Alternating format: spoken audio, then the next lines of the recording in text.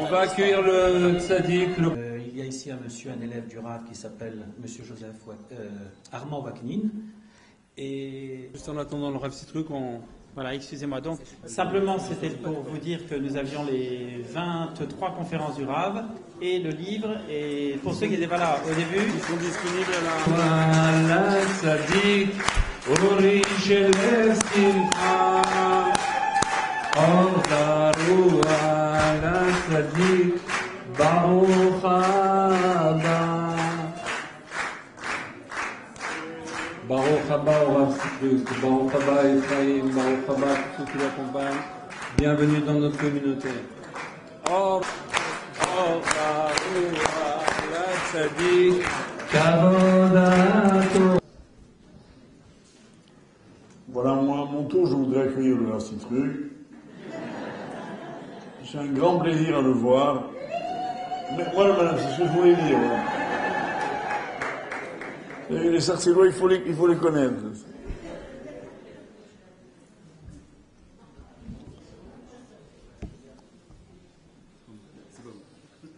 On ne peut pas le déplacer un peu, le micro, là?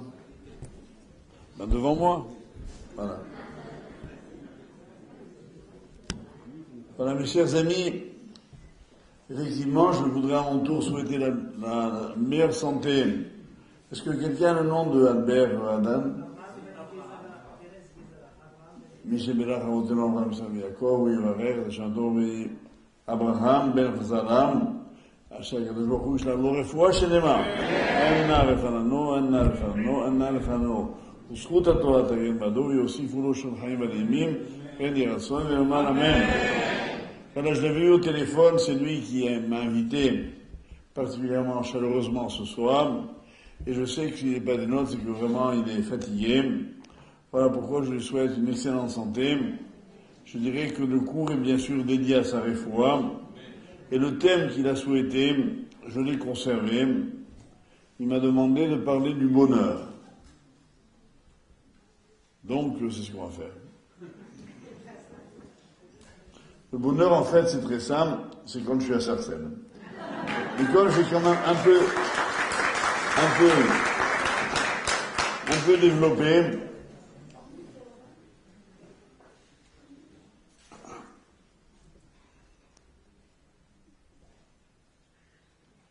tout le monde connaît bien l'épisode du début de Shemot, où le pharaon, ému par le prodigieux développement du peuple d'Israël, ne savait pas comment endiguer leur prolifération, et il fait ce fameux verset Avan itrakemalo, allons et usons de conseils à son égard, comment faire pour neutraliser les Juifs. Alors le pharaon, dit le Midrash, a réuni les 3 grands sages de l'époque, qui étaient Bilam, qui était Iov et qui était Yitro. Et le Midrash dit Bilam Yatz, Iov Shatak, Yitro Barach. Les 3 sages autour de Pharaon, Bilam donne le conseil de jeter les garçons dans le Nil. Iov, présent, ne dit rien. Yitro, en entendant ça, part. Le Midrash conclut en disant Bilam Sheyaz Nerag Bachereb, Bilam, qui a donné le conseil, il a été tué lors de la guerre par une épée. Iov, qui s'est tué, a souffert de façon inimaginable. Yitro, qui n'a pas voulu rester, a été récompensé parce que ses descendants siégeront dans l'Ishkat Agazit, dans le Sanhédrin. La question que je pose, c'est de ces 3 personnages, quel est celui qui était le plus rachat? Bien évidemment, c'était Bilam, qui qui a donné, lui, le conseil fallacieux d'exterminer les Juifs par la mort des premiers-nés mâles. Et pourtant, si c'est le cas, Iov, qui lui n'a rien dit, on voit qu'il a souffert de martyr. Vous connaissez tous l'histoire de Job, que je rappelle en 2 mots. Iov il y a un livre entier qui est consacré à son histoire, était un homme qui était considérable dans tous les sens du terme. Il était riche, il était un homme très important. On venait le consulter de loin. Il avait une grande famille. Il jouissait de toute la considération possible. Et voilà que va se passer un événement incroyable. En quelques heures, Iov perd sa maison, ses enfants, sa fortune, sa santé, son kavod. Il se retrouve nu comme un ver, couvert de boutons, assis sur un tas de fumier, plus personne qui le regarde. En un mot, l'horreur. Et lorsque cette situation nouvelle est là, Job voit défiler ce que l'on appelle des amis, entre guillemets, qui lui tiennent en gros le même discours, tous les 3. Ils lui disent, tu n'es pas si religieux que ça, finalement. Si t'arrive ça, c'est que Dieu t'a puni. Or, le livre de Iov dit bien que Iov était un homme d'une extrême piété. Elle donne 2 exemples. Le premier, c'est que lorsqu'il réunissait ses enfants pour une fête, craignant d'avoir dit un mot déplacé, il offrait des corbanotes après la fête, de peur d'avoir dit un mot de travers. Deuxième exemple, il ne regardait jamais une femme, pas même une jeune fille. Cet homme exemplaire, comment a-t-il souffert autant? Et tout le livre de Job, c'est Iov qui refuse l'explication de ses amis prétendus. Il dit non, je ne peux pas accepter. Dieu est trop juste pour me punir. Qu'est-ce que j'ai fait pour avoir une telle sanction? Quand les Chachamim décrivent le calvaire de Iov, c'était l'horreur. Il avait le corps couvert de pustules, de boutons purulents. Il avait des maux d'estomac terribles dès qu'il buvait un verre d'eau. C'était une révulsion totale. Il rendait tout. Il ne supportait rien. Il n'était bien ni assis, ni couché, ni debout. Une situation insoutenable. Et Iov tient toujours le même discours pendant 40 chapitres de son livre. La fin, pour terminer vite le livre, est extraordinaire. Le livre de Job nous révèle alors qu'en fait, le Satan est à l'origine de cette histoire. Le Satan se présente au début du livre de Job en disant à Hachem, que dis-tu de Iov? Et Dieu lui répond, Tzadik Gamour, un juste parfait. Satan dit à Dieu, tu veux me le confier, tu vas voir si c'est un Tzadik. Et Dieu lui dit, d'accord, mais tu ne le tues pas. Ne le tue pas. Et le Satan dit, d'accord, je ne le tue pas. Donc il lui fait tout ce que j'ai expliqué. Et à la fin du livre de Job, dans d'ailleurs un environnement très impressionnant, on parle de tonnerre, d'éclairs, la voix de Dieu retentit et dit, Job, tu es mon vrai serviteur. Tu as raison, ce que j'ai fait n'est pas juste. Tu ne le mérites pas. Je le fais uniquement pour démontrer au Satan que tu étais vraiment un tzaddik gamour, puisque même dans l'épreuve, tu n'as pas blasphémé. Tu es resté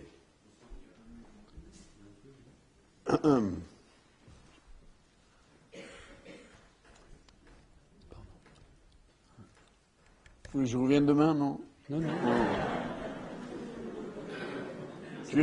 Non, parce que vous parlez du Satan sur le...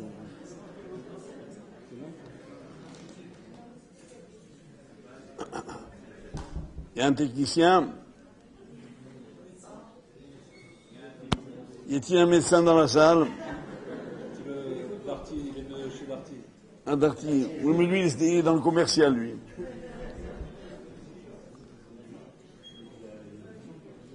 Bon, messieurs, dames, n'en profitez pas pour partir. Tu veux t'asseoir, toi, là?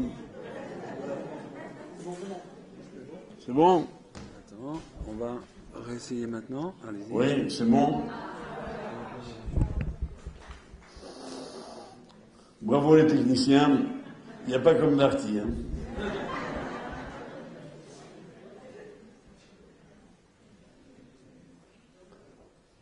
Donc, Yov a gagné son pari. Mais en attendant, quelle souffrance. Alors nous revenons au texte de départ. Quelle est la sanction la pire des deux? Mourir ou souffrir? On le voit bien, le texte n'est pas ambigu. Il vaut mieux de loin souffrir que mourir. Comme dirait un rabbin Shkoné, rien ne vaut la vie. C'est vrai. En d'autres termes, tant qu'un homme a la vie, il a le bien le plus précieux. Comme dit d'ailleurs le prophète Yirmiyahu dans Echa, chapitre 3, Ma'it onen adam chai. De quoi se plaindrait un homme qui est vivant?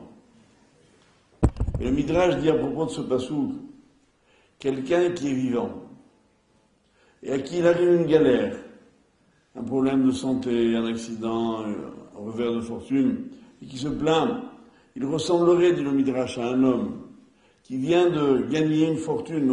Par exemple, il a gagné l'euro million. Imaginez un peu, vous gagnez, on vous annonce que vous venez d'être crédité de 50 millions d'euros. C'est le kiff, non? Et en même temps, à la même seconde, vous faites tomber un verre Duralex à 50 centimes d'euros et vous vous mettez à lamenter sur le verre. Ah, un verre, Chibara, les deux verres. Vous commencez à pleurer. Personne ne vous comprend. Avec ce que vous venez de gagner, vous pouvez vous acheter 100 millions de verres. Voilà. Voilà à quoi ressemblerait un homme qui, vivant, se plaindrait de ce qui lui arrive. Donc, quand on est vivant, on n'a aucune plainte à élever. Voyons maintenant un exemple extraordinaire dans la Torah. Yosef fait venir en Égypte son père et ses frères. Dès leur arrivée, par déférence, Yosef demande à son père de venir saluer le pharaon. C'est ce qui se passe. Et Yaakov Avinu arrive dans le palais chez Pharaon. Dès que Pharaon le voit, il lui pose une question un peu étrange. Il lui dit, Kama yeme shenechayecha? Quel âge as-tu? Ça se fait de dire à quelqu'un quel âge tu as. Alors, imaginez-vous, je vous vois comme ça dans la rue, je dis, monsieur, quel âge vous avez?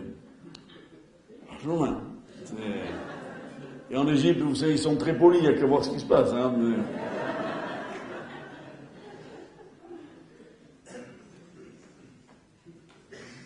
Évidemment, la question est surprenante, mais la réponse l'est infiniment plus. Voilà que Yaakov Avinu lui dit, Me'at veraim ayu yeme shenechayai.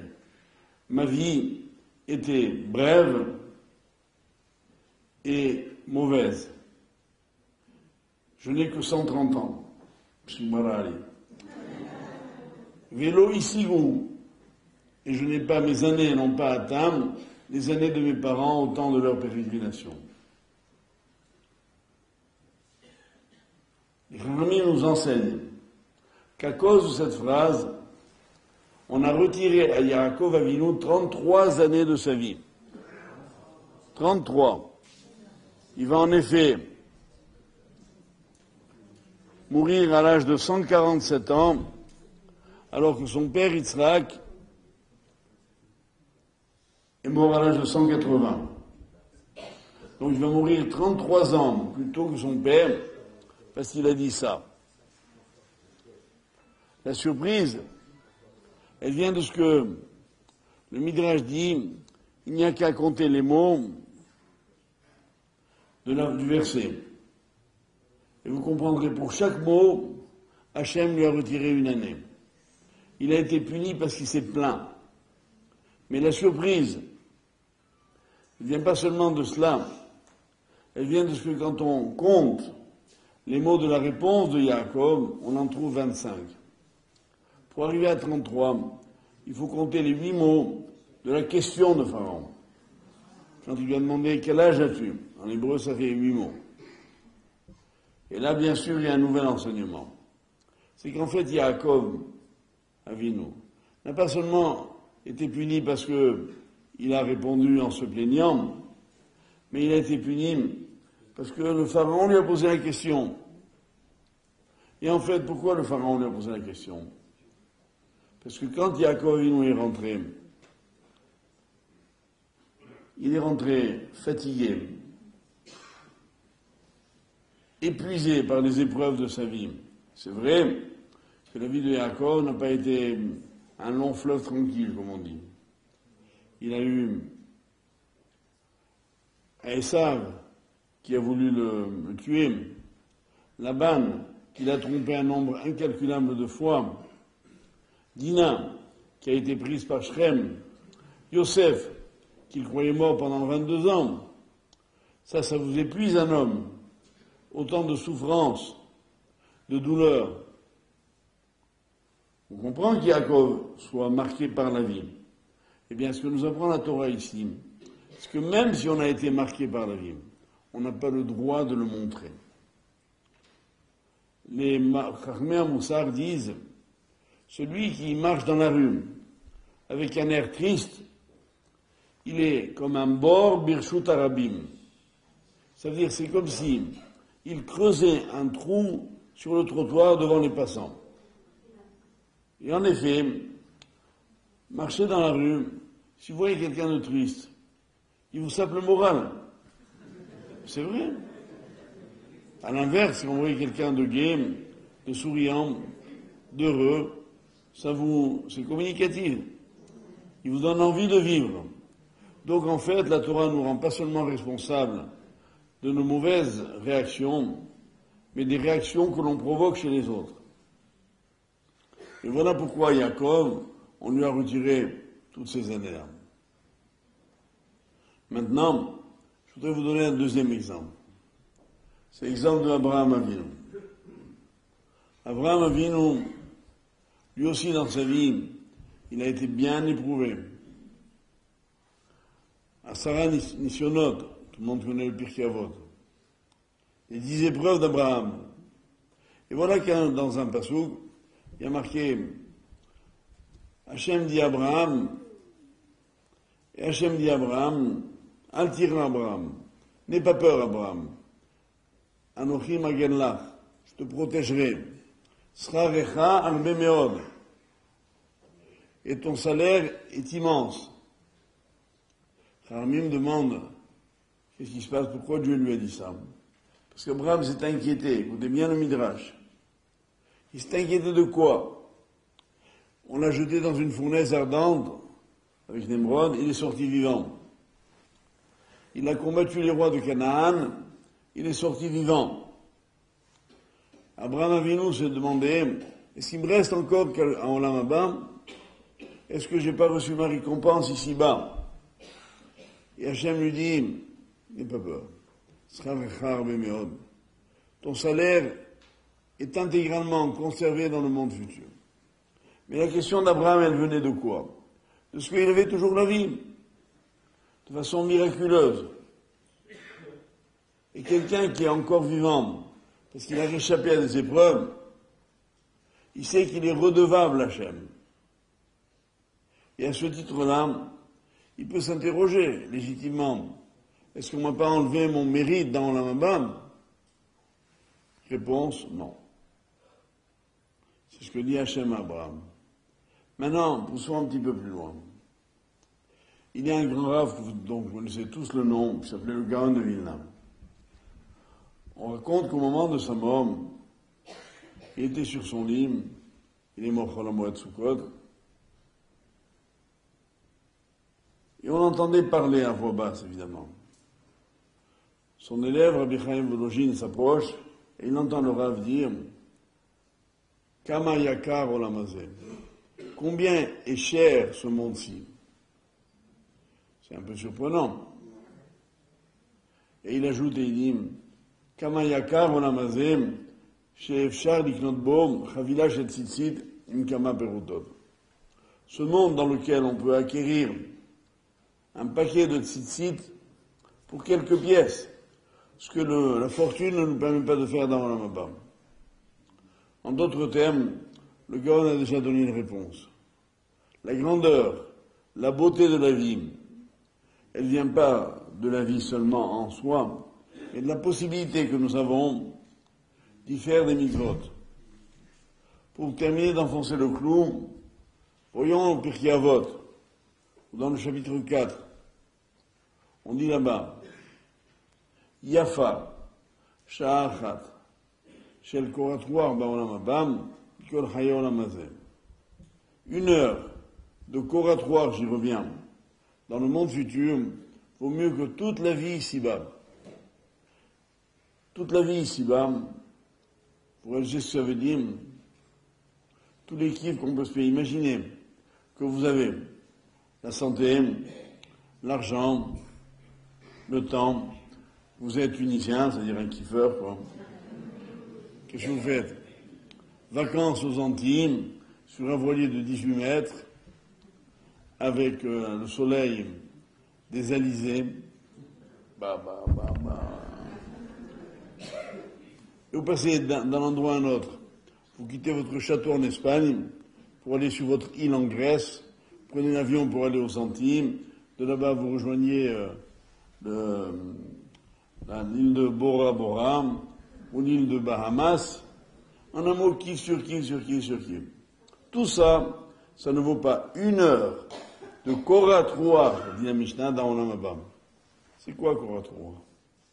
Koratroir, Chazal explique, c'est quelqu'un qui a faim, qui voit une séouda qui est servie à des gens, il mange pas, mais il les voit manger, il kiffe. Rien que ça s'appelle Koratroir. C'est moins que Nachatroir. Et moi je donne toujours un exemple, celui qui a un exemple vrai. La reine d'Angleterre, il y a quelques années, elle avait décidé de permettre à tous les Londoniens qui le souhaitaient d'assister au palais de Buckingham, le siège de la reine, à un dîner. Alors ça se passait comme ça, imaginez un peu. Les gens pouvaient assister, mais à l'extérieur. Donc ils étaient installés dans la cour, derrière une vitre fumée, et ils payaient pour cela. Ils assistaient à quoi? Alors ils voyaient arriver les Rolls-Royce, dont les pneus crissaient sur les cailloux, les graviers de la cour. Elle s'arrêtait au pied de l'escalier.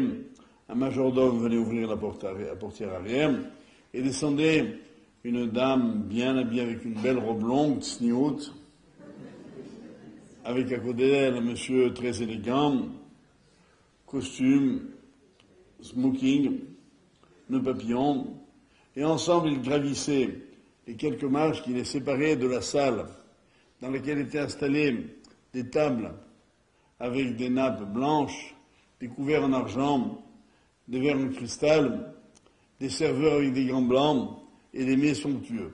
Rien que pour voir ça, les gens payaient.